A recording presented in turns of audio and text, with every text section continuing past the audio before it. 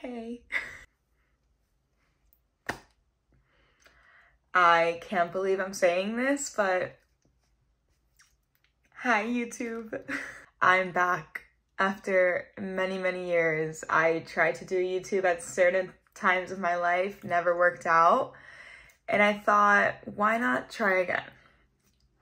As you can tell probably by the title, I felt like a good video to kind of start off with. It was a little Q&A, a little update on my life, a little get to know me. So I asked Instagram to give me some questions and I'm just gonna answer a few. Try to not blab too much, but let's go.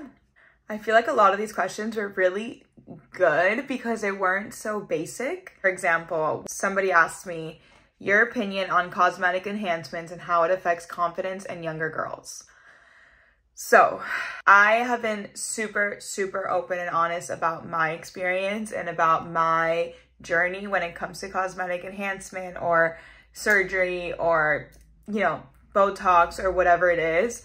I've always been honest with you guys and I've said everything I've done. The reason I do it is because I want to and because I do it for myself and not for anyone else. So I've gotten Botox on my forehead area and then I get masseter Botox, which I've talked about a lot, has helped me so much with that tightness around my jaw and sleeping and headaches.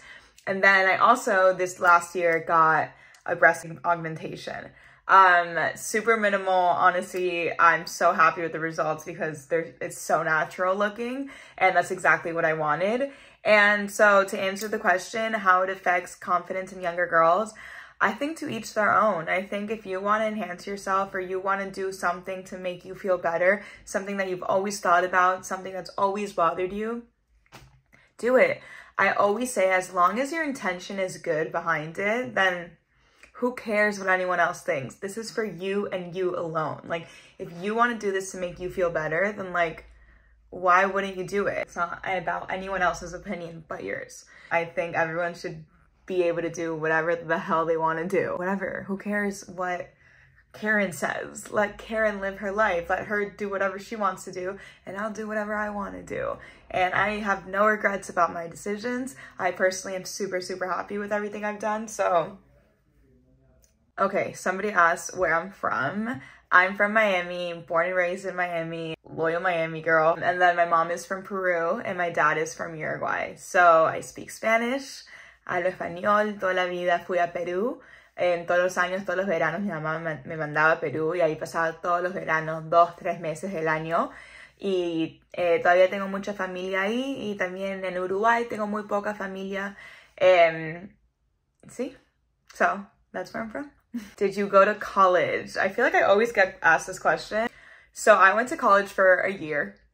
My whole like college story is that when I graduated high school, I got into FSU, which is here, Florida State in Tallahassee, and I was deferred. So I was supposed to go in like fall semester, no wait, spring, I guess. So I did a semester at Miami-Dade College with the intention of transferring to Florida State that next semester. And during my time at Miami-Dade College, I flew to LA a lot for work and just kind of like, you know, social media was starting to be a thing, it, you know, was growing. And then I kind of had like this big realization, I cannot go to Tallahassee for the next 4 years. Nothing wrong with it, but it just wasn't right for me. It wasn't the journey I wanted to go on. So I ended up sitting my parents down and I was like, look, I am not going to Florida State. They were pretty disappointed. I ended up finishing that year at Miami-Dade and moving that next summer. So this is September 2016.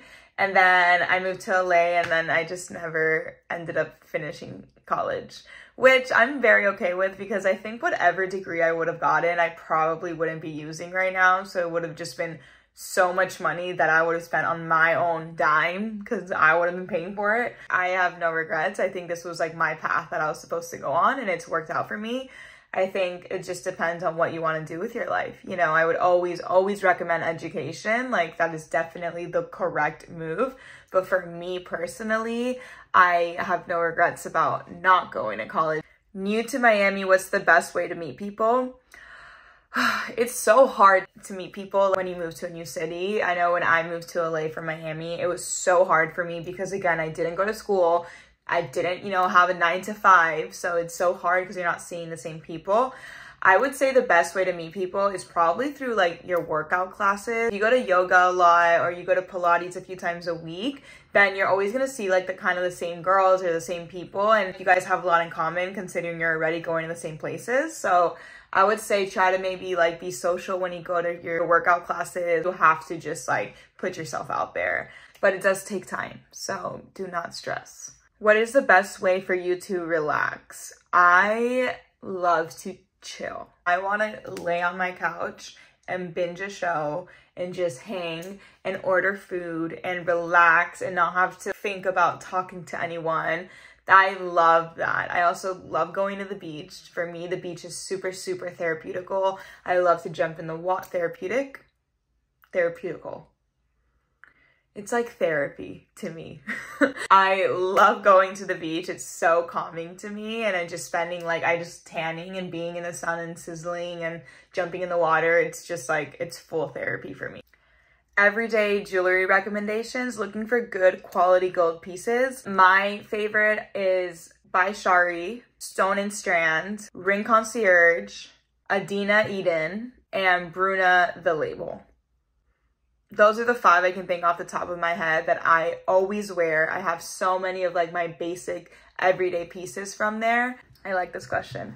How do you keep a relationship fun and spicy after years together? So I have been with my boyfriend for 6 years, pretty much, which is crazy. I would say that quote that they say, never stop dating, is so real. You need to make sure that you remember to go out of your way to make things special and spicy, because things can get very stagnant, especially years in. Once you start living together, you know, you're both working, days just pass by and you realize like, okay, I actually spend so much time with you, but is that quality time? And that's something you really focus on in the beginning of the relationship, because, you know, you're getting to know each other and you're just so like smitten. And even though all of those things are still true, you still need to go out of your way and remember to do that. It's so funny, but like you do. And even though it might feel forced, it's still feels exciting and as exhilarating as the beginning. Go on dates, go out to dinners, like